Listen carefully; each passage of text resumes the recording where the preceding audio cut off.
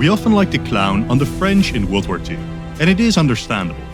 It seemed like everything the Western Allies tried and did until 1941 was downright embarrassing. Nothing worked out in terms of confronting the Germans. They failed to match German remilitarization spend. They failed to confront Germany while they were still weak. They felt forced to abandon a staunch ally in Czechoslovakia, handing the Germans their very valuable industry and equipment, and then when war did break out, they failed to put pressure on the weak German West, while most of their army was busy conquering Poland. Likewise, a campaign in Norway became a disaster, and within weeks, the Germans overran the supposed great power of France. Again, everything the West did and tried turned out to be a disaster, to a point where we use them in this period as an example of how not to do geopolitics and warfare. Yet despite all of these factors, the fall of France to Germany, today seen as a near inevitability, was far from certain. In fact, almost nobody would have predicted it at the start of the conflict, and I would even argue the totality and speed of the French defeat was among the more unlikely outcomes, steeped in very bad decisions from the French army and bold ones from the Germans. Today, I want to take a look at Franco-British plans for World War II, why their plans failed, and what might have happened if they were actually successful. A simple way to summarize Allied plans for renewed conflict with Germany is World War I, but better. Starting with the French, contrary to the thought of WWII gamers, the Maginot Line was not meant to turn France into an impenetrable fortress.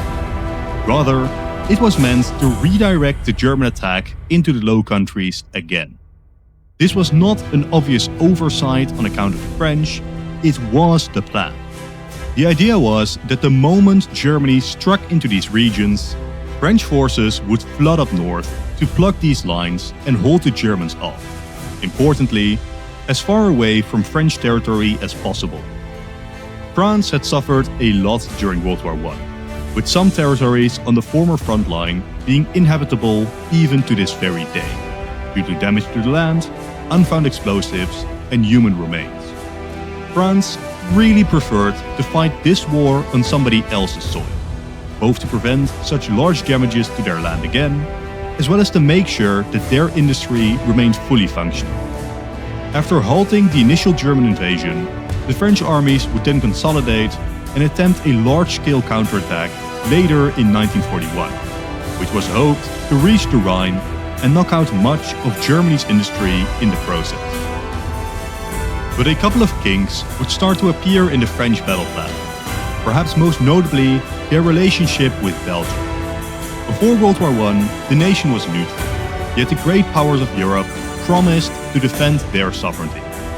But when it became clear in 1914 that such pieces of paper didn't defend them from German aggression, after the war, they broke this neutrality, entering a military alliance with France. This was a rather crucial alliance, as it would allow French forces to rush through Belgium at the earliest convenience, increasing chances of holding the Germans off. Yet, in 1936, only a few years before World War II, the Belgians broke their alliance with France and restored their neutrality. This would weaken the French ability to respond to the German invasion of 1940. Beyond that, the French army, on paper, one of the largest and most powerful in the world, found itself rigid and poorly led.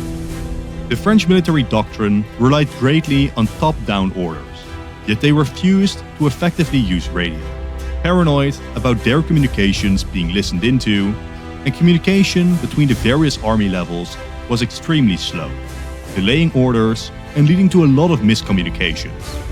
The famed German blitz through the Ardennes was very risky and could have easily resulted in a total disaster for the German military had the French been more flexible and effective in communication. Instead, the Germans encircled the Allied armies in the Low Countries, setting up for the fall of France.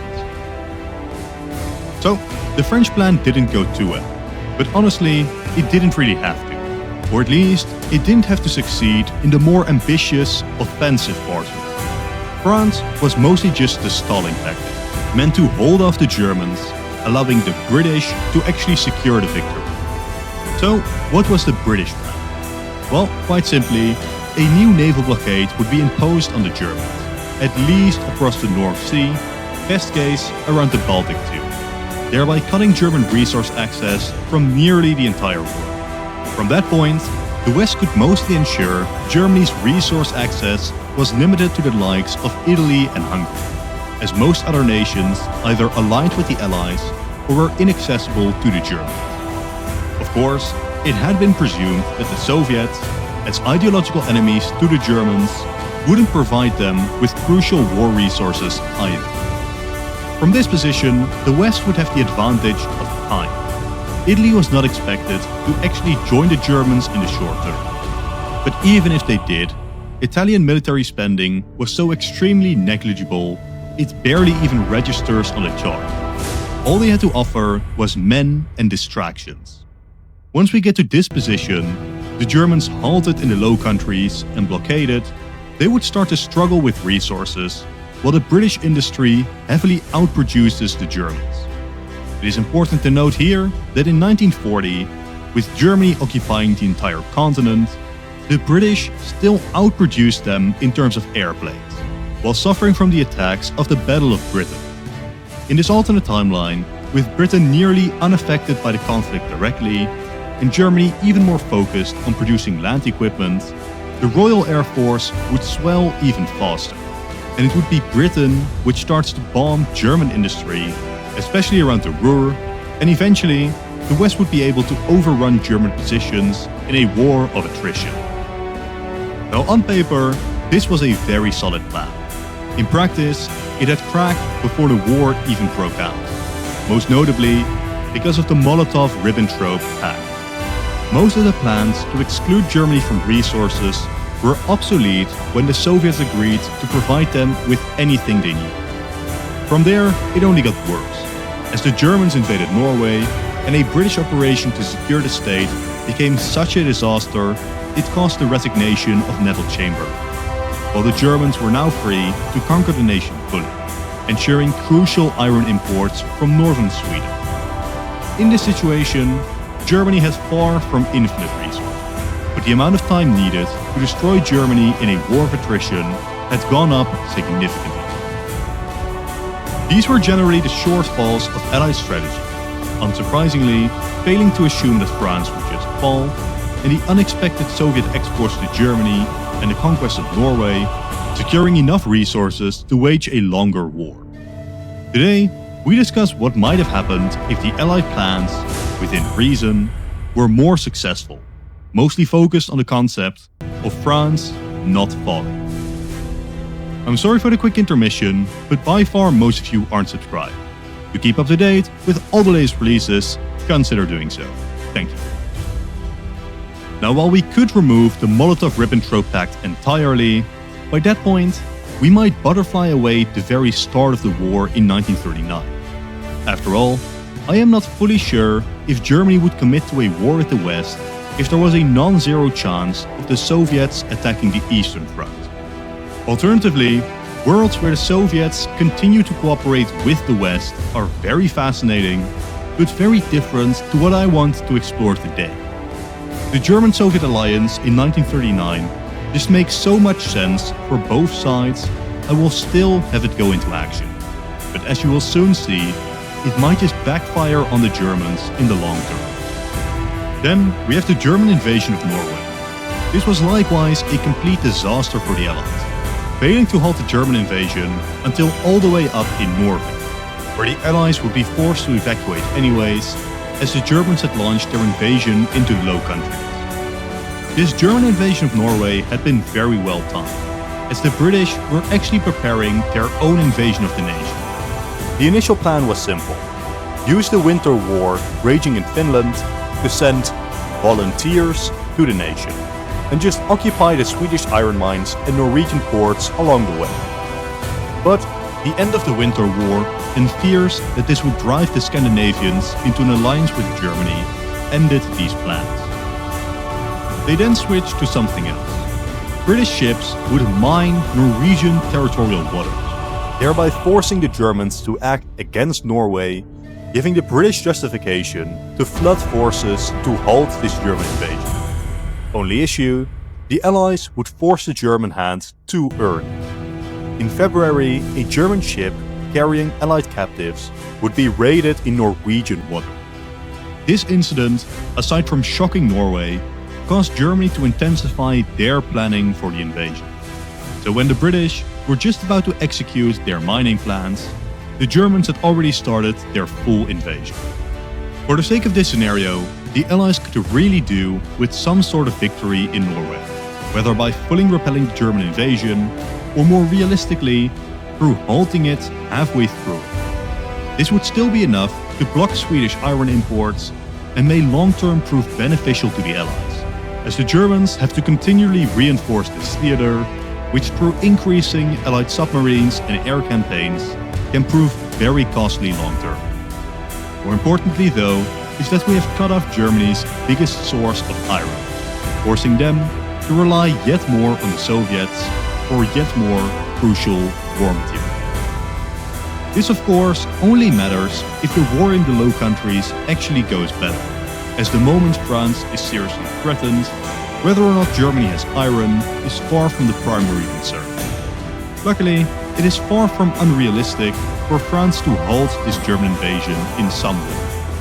The German offensive was mostly successful by sheer boldness and shock, and of course, excellent utilization of modern tools of war. There were several points where a French counterattack could have proven disastrous, but previously mentioned issues within the French army prevented such. Now, besides just saying the French generals do the correct thing and stop the Germans, how might we improve the French position? Well, we could start by trying to fix France's pre-war political and economic issues. While the Great Depression initially hit France less heavily than other powers, the lack of exports soon caused issues for the French economy, with especially their currency running into trouble. The solution was well known but painful: purposefully devaluing the currency, which would help disincentivize imports from other states while making exports more competitive, both helping to alleviate the crisis on French industries. Britain had done the same very early on, and this had been credited with lessening their depression. France's refusal to do so intensified political deadlock, economic pain, and political unrest. Devaluing the currency might have been painful in the short term, but by 1939 would have allowed for France to have a stronger war industry for the attrition war we are preparing for. This doesn't suddenly turn France into a beast, marching into Germany and swiftly ending the war, but it makes our aim of them having an army capable of halting the Germans long term far more likely. Another useful change would be if the Franco-Belgian alliance is never broken, something the Belgian monarch decided upon in 1936. This alliance not being broken would have allowed the French to better respond to the German invasion, hopefully extending an early line from the Maginot up to the Meuse to hold off the Germans. The Dutch, sadly, are not as lucky, as stopping the Germans there is extremely difficult. At best, with the Allies managing to hold the south. From there, the final thing we need to do is for the French to somehow halt the German Ardennes offensive, causing a big blow to the German military and allowing the stabilization of the front. From here, it is official. Germany has failed to swiftly knock out the West. This war is going to go long. The German fear of a repeat of World War I has just increased substantially. Here, it's important to note that the Germans during World War II were not all-powerful gods of warfare. Undeniably, the way they conducted Blitzkrieg during World War II was impressive, both against the French and later against the Soviets. The issue, however, is that when these tactics began to fail and their enemies began to adapt and even adopt similar tactics, the Germans reverted to your standard war doctrines, or trying in vain to replicate past Blitzkrieg successes. This is important to note because once the Ardennes Gambit fails and the Allies entrench, it becomes difficult to see how Germany could blitzkrieg their way out of this predicament. Now this situation is basically what the Allies had been hoping for.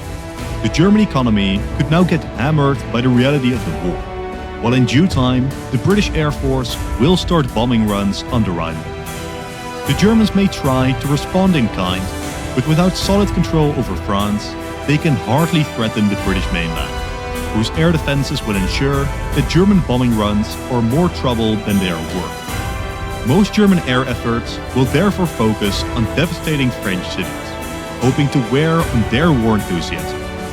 But at the end of the day, Britain is the backbone of the Allies' war industry, while France is more important in terms of the bodies that they can provide.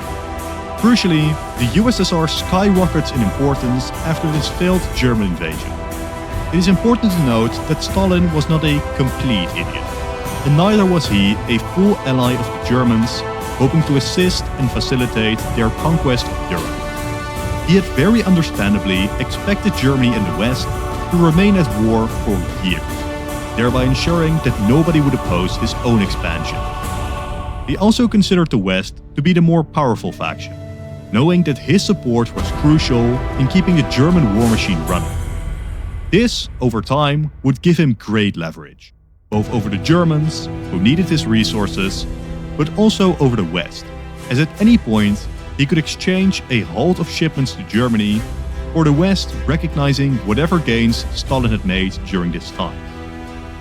But Stalin's plans were completely destroyed by the fall of France. No longer were the Germans involved in an active war in the West. No longer did Stalin hold the implicit threat of starting a second front. If in 1939 the Soviets and the Germans were roughly equal partners, in 1940 of our timeline, the Germans took the clear upper hand and took a far more active role in preventing Soviet success in Eastern Europe. This wouldn't happen now, and therefore the war essentially unfolds in an optimal way for Stalin. The Soviets remain on the sidelines for as long as possible, but there were areas where Germany and the Soviets disagreed in our timeline, like German support for Finland, despite the region being promised to the Soviets, and disagreements arising over exactly how much the Soviets would take from the Romanians.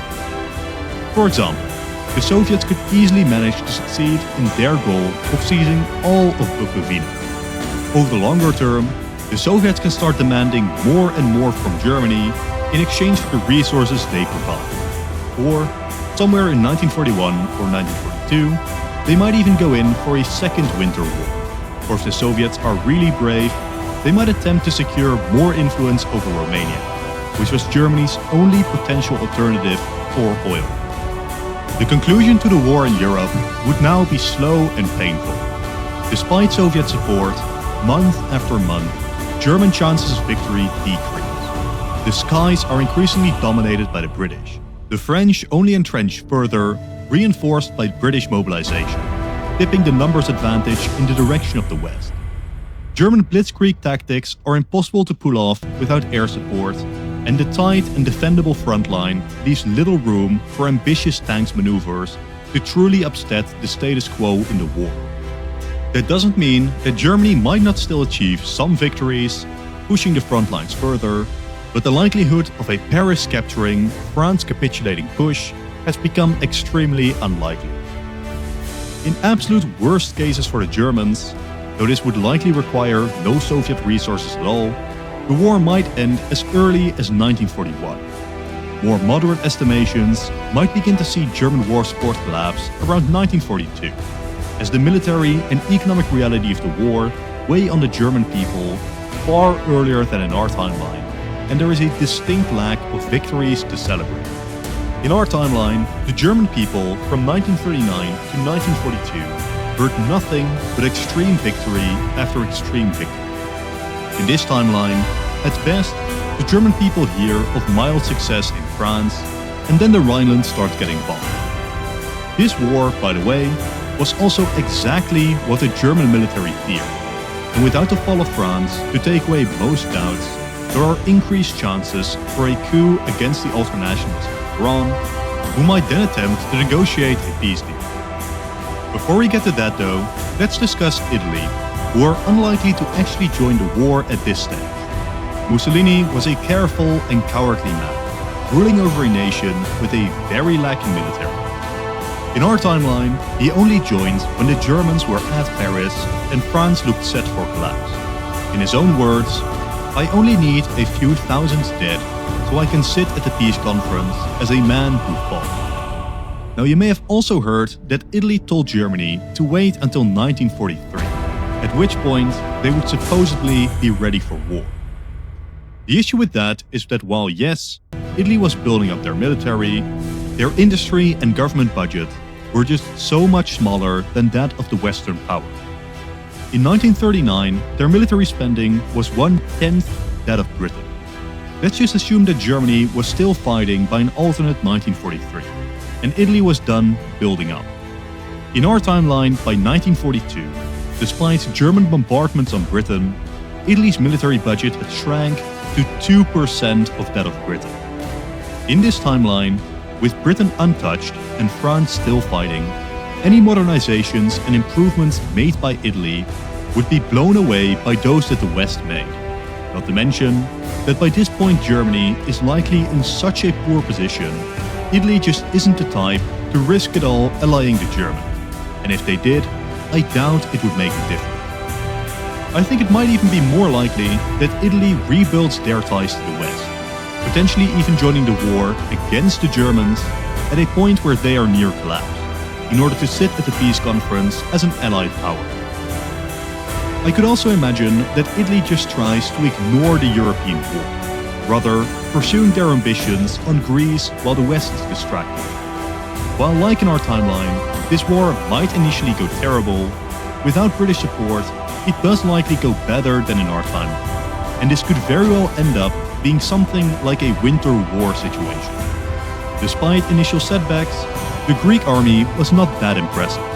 Without significant Western intervention, the Italians will eventually start to break the Greeks. The conclusions to the war range from an eventual full victory, potentially aided by the Bulgarians, or potentially the British intervening and negotiating some form of limited victory.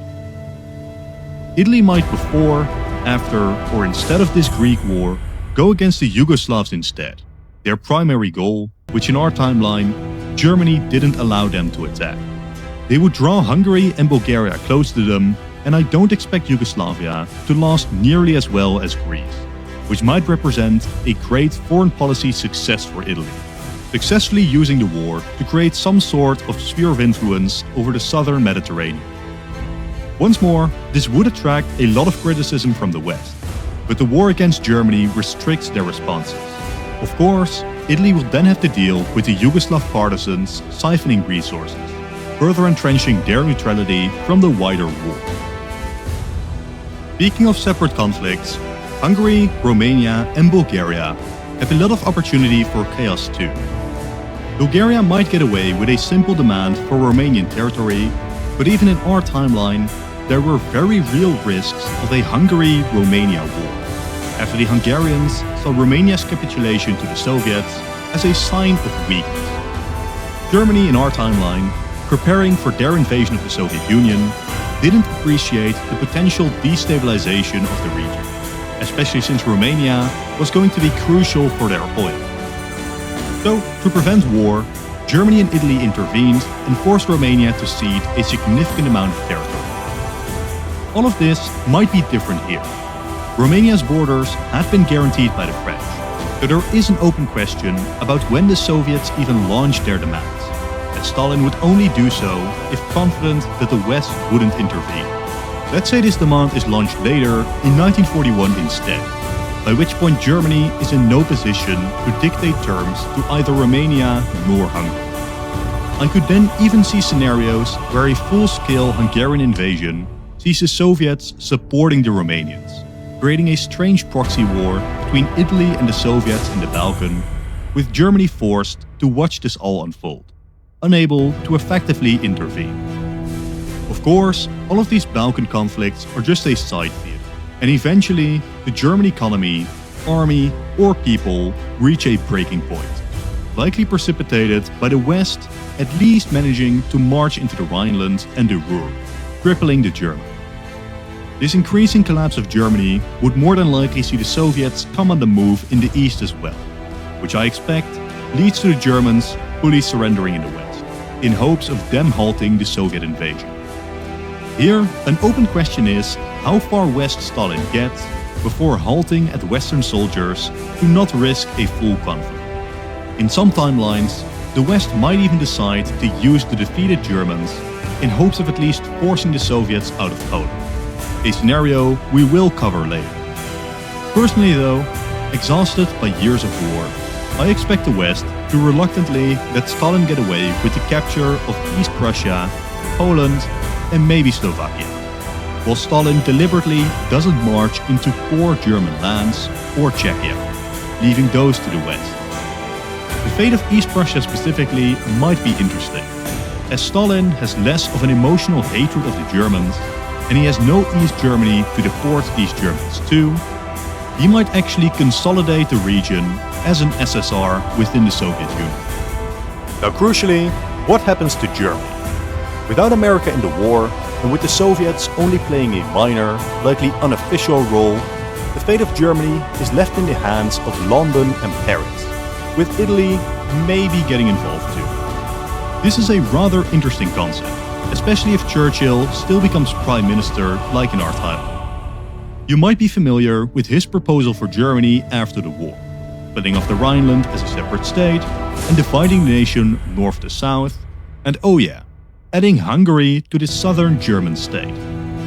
In the context of our World War II, such a proposal is insane. Neither the Soviets nor the Americans would be on board with this plan.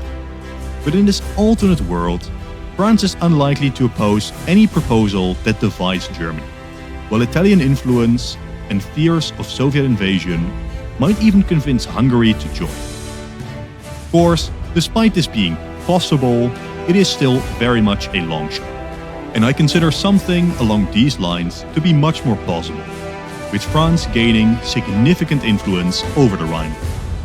Now let's go back in time first though, and discuss an Operation Unthinkable scenario, where Churchill rallies the flag to oppose the Soviets in Eastern Europe.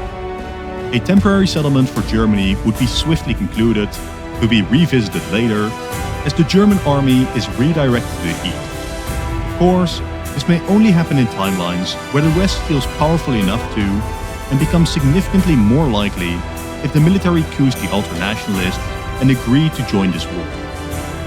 Beyond that, if the West are completely bankrupt, starting a new war over Poland just isn't worth the hassle, and the British and the Soviets are more likely to work something out, like in the previous scenario. If conflict does erupt, we can imagine the West and the Italian spheres cooperating against the Soviets, as a war for the fate of the continent breaks out again. More than likely, seeing the Soviets seize the initiative as Western forces rush east and figure out how to best integrate German forces into their armies. By this point, I'd consider the victory based on a number of factors. The two sides are roughly evenly matched, Soviet industry having grown from their neutrality in the war, still having a large and fresh pool of men to wage war with. Conversely though, the West has had their war industry running for longer. Their army doctrine and generals will have evolved and improved, and they may have the diplomatic edge, both in Europe as well as with the United States and maybe the Japanese. So, in my mind, victory will depend on a number of key points. We can expect the British to be the masterminds of the war, though it is a crucial but open question if France will even decide to fully join this invasion. After all, their main enemy is already defeated. If France refuses to follow the British lead, the Allies will lack the numbers to effectively confront the Soviets, and a long-term war thus becomes disastrous. Second point, how does the West manage to actually motivate and integrate the German armies into their ranks? Again, the French might provide an issue here. Are they happy arming their recently defeated enemies? The same question then goes for Italy. It is an open question how influential they even are, but also how committed they might be to a full-scale war. If they conquered Yugoslavia, which is far from unthinkable, Tito's communist guerrillas will have already greatly destabilized them and demand a lot of tension. Italy may very well stay fully neutral, or only join in hopes of removing or weakening Soviet influence over Romania, if that even exists, but refuse to join any big crusade against communism. Finally, we have the Americans. Do they start or continue big Lend-Lease programs to support Europe, or is their involvement very minor? With these factors in mind, we will discuss two outcomes here. A significant Soviet victory as a result of severe British miscalculations, and a moderate victory for the West by rallying Europe against the communist menace. So let's start with the Allied victory, perhaps initiated with the Soviets pushing into Poland, but then continuing into Eastern Germany. This worries all of Europe enough that Churchill's call for war are taken seriously, as the idea of a somewhat reasonable, negotiated position with the Soviets goes out of the window. A Soviet Poland might be acceptable. A large Soviet Germany would not be. Again, this is crucial because France taking this war seriously is key. From here, the big question becomes what the West might even want. Do they push for a minor deal, roughly based on returning the Soviets to their 1936 borders, or does Churchill intend to march all the way to Moscow? In the first case, there is a chance of Allied success, but if they intend to destroy the Soviets, we will probably see the West overextend, the population calling for peace. It also really depends on when Stalin even decides to negotiate. Once the West roughly pushes the Soviets out of Poland, Churchill can't really refuse any request to at least negotiate, as the internal opposition would just be too great. In moderate cases, we might see the Soviets pushed out of Poland, Slovakia and Romania, roughly reverting any post-1941 gains. In more extreme cases, the Baltics and Finland, as well as significant gains for Poland and Romania, might also be realized. In either case, the Soviets will have been shocked back into isolation. More proof the capitalist world will not let them expand. Beyond that, this timeline might see Germany remain united as recognition for their help against the Soviet menace, though Poland would still be expanded. Europe ends up divided between an Italian and Western sphere, with the Soviets reduced to a strong but isolated player. Alternatively, we have the Soviet victory. As mentioned, divisions in the Western ranks could swiftly turn this war into a disaster, especially if the Soviets initially stop at Poland. By that point, the war becomes much more difficult to justify to a devastated population. Why die for Danzig? In such cases, despite the potential for the West to dominate the early war, Stalin could realize that he has the edge. Years of neutrality have put him in by far the better long-term position. The lines might stall for a while, but Stalin refuses to negotiate. The war becomes long. It becomes attritional. Eventually, the Soviets regroup and start another offensive, which the West failed to contain. And once the Soviets reach Berlin, a wave of calls for surrender rock across the West. If Italy had joined the war, their sphere will undoubtedly suffer too. Most notably, with the Yugoslav partisans rising up too. Greece could even join the war against Italy, while Bulgaria could easily be forced into the Soviet sphere. Once more, we could divide this between moderate and big victories. A moderate victory would even be the Soviets just defending Poland, perhaps expanding it slightly. Larger victories see Czechia seized and potentially some form of Eastern Germany being carved out. If Italy joined, we see Hungary and Bulgaria forcefully aligned to the Soviets, and Yugoslavia liberated, as we reach a post-war settlement that is basically paradise for Stalin. The Western powers are exhausted from years of war, pushed back from the east of the continent, their future extremely uncertain. With all of those sidetracks covered, let's finally return to the prime timeline, where it is interesting to swiftly discuss the rest of the world, as we may very well have removed FDR's third term. There is debate on the matter, but Roosevelt was not guaranteed to run again. After all, this was unprecedented and went against the norm which Washington set. By 1940, there was a lot of uncertainty about the future of the president, especially with his health deteriorating.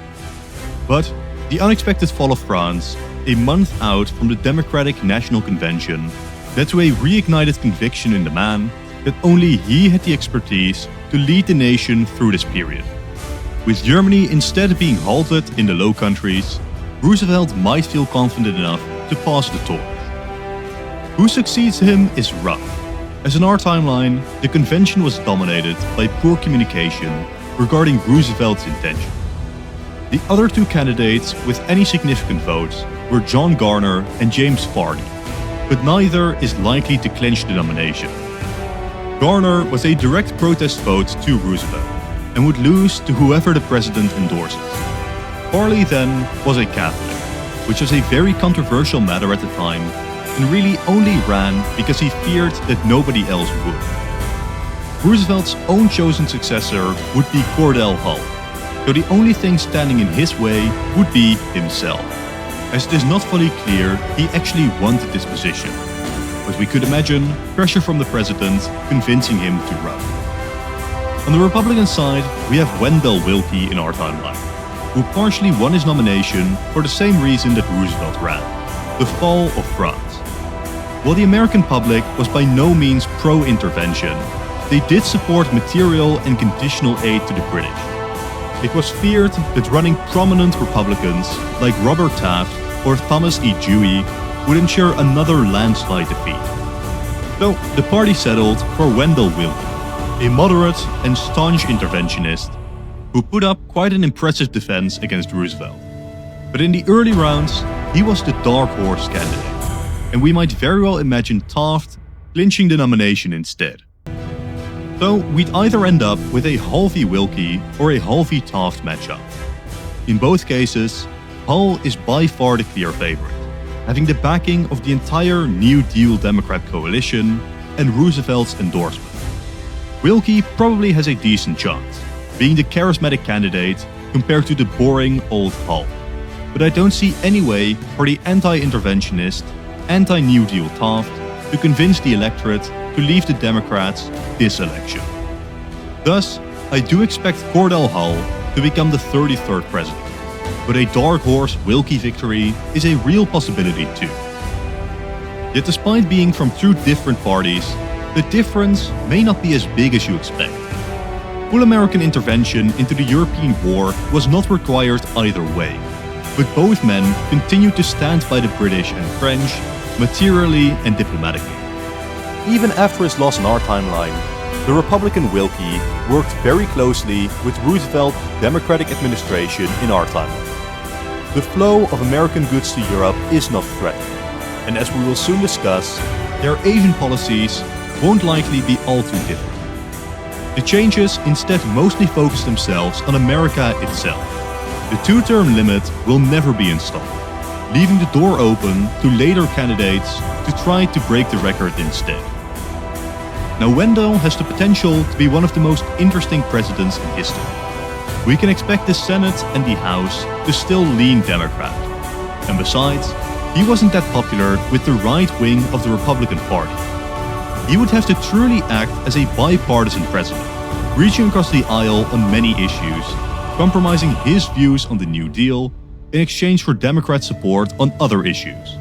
By the time of the 1944 election, whether Hull or Wendell, we'd have fundamentally altered US politics forever. Truman would be gone on account of not being Roosevelt's VP in 1944, while Eisenhower's run is in danger depending on his military expertise in this timeline.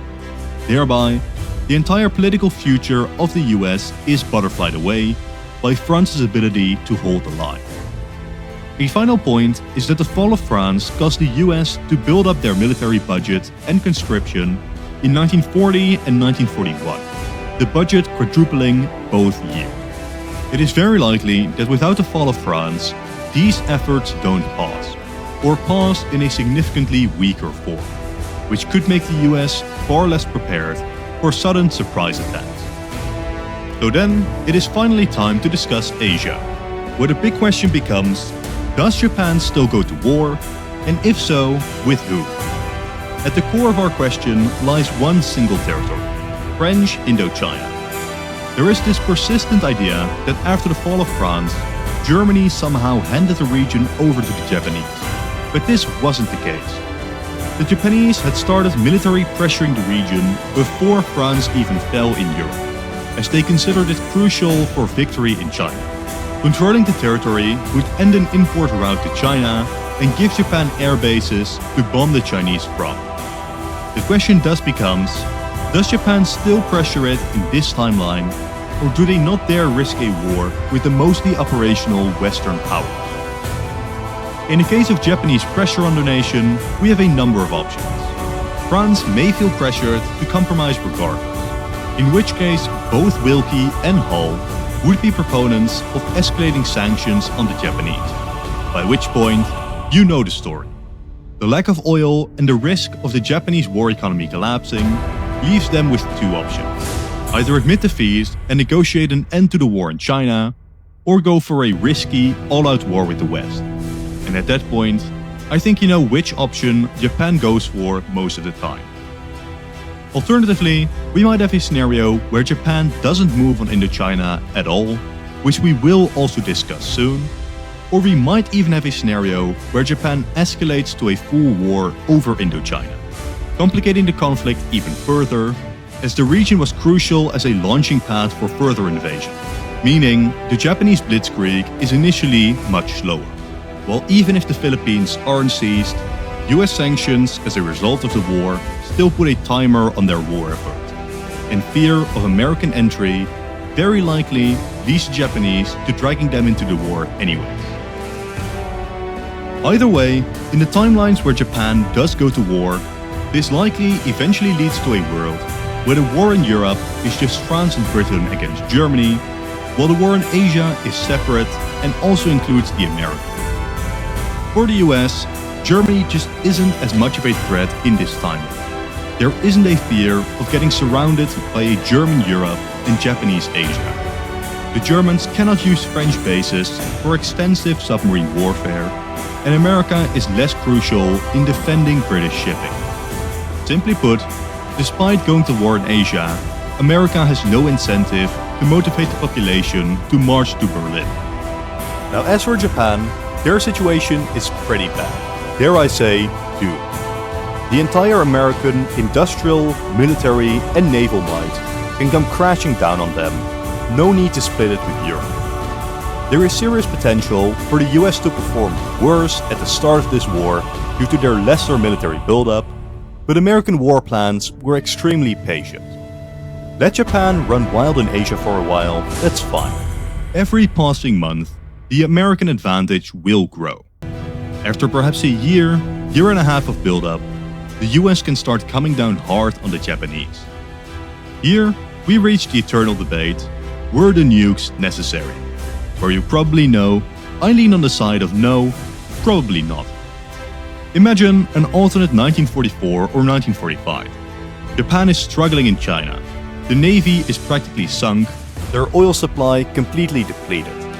America has started island hopping and blockading the mainland. Importantly, the Soviets have more than likely not been in a major war at this point, and they very much are in a position to march into Manchuria whenever they choose. If most of the Japanese mainland army is lost, which will happen at some point if the Soviets actually join the war and the American blockade halts any reinforcements, does it really matter if the final city standing get nuked or firebombed? It was Emperor Hirohito who eventually forced a deadlocked Japanese high command to surrender. And in my mind, there is no reason to believe that in this far worse timeline, he wouldn't do the same, just because nukes weren't used on his nation. Now, alternatively, what if Japan didn't strike Indochina? And much like in our timeline, they would realize that they lose a war against the Soviets. I'm still not convinced that this is necessarily a great outcome for the Japanese. The West and the Soviets were escalating aid to the Chinese, and Japan just didn't have the means to end the war in the short term. In worst case scenarios, we could even see the Americans ramp up oil sanctions on Japan anyways, even without Indochina. Or the Soviets deciding to enter the conflict anyways, once they decide there is no room for expansion, nor a big threat in Europe.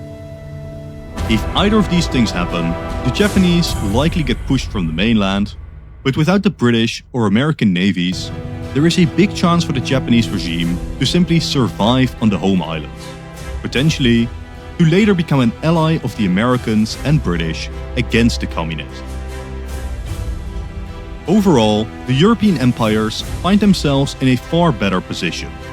The war has been much less damaging to their core soil. World War II as a conflict is seen more in the light as World War I. Devastating, but far less so than World War II in our timeline ended up being. France and Britain are introduced to pawns of the American world order, and they retain their positions as hegemons of Europe, being one of the primary power blocks in the coming war for influence, with America closer to being a third bloc, a silent supporter of the European powers, but not one which necessarily involves itself directly, that is, in Europe. In Asia, in most scenarios, the Americans will find themselves to be a major power, dominating the Eastern Islands, or finding themselves allied to a rump Japanese empire. Nuclear weapons would still be in development, chiefly by the British and the Americans, but their actual realization could come far later, with reduced pressure and the British and American programs not merging, leaving the two democratic superpowers to realize bombs independently of each other. It's possible that France cooperates on the British nuclear program, instead of developing them separately. The Soviets won't ever discover the bomb first, but through spies will swiftly get them anyway.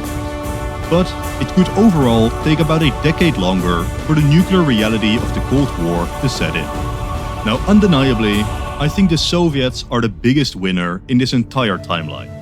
They barely had to fight anyone, yet managed to spread their influence west significantly. And through a likely communist victory in China, they dominate in Asia too. 25 million Soviet citizens, primarily young men, have been spared from the slaughter, preventing the terribly unbalanced population pyramid which persists in Russia to this very day, and allows the USSR to even more comfortably dominate the US and European great powers in terms of population. The lack of significant conflict on their soil will also have ensured the continued growth of Soviet industry, and by the 1950s, the Soviets will probably overtake Western Europe in sheer power. Now from here, the scenario gets very difficult, a lot focusing on the future of Germany and Western attitudes towards it. Because believe me, the West needs to develop working relations with the nation.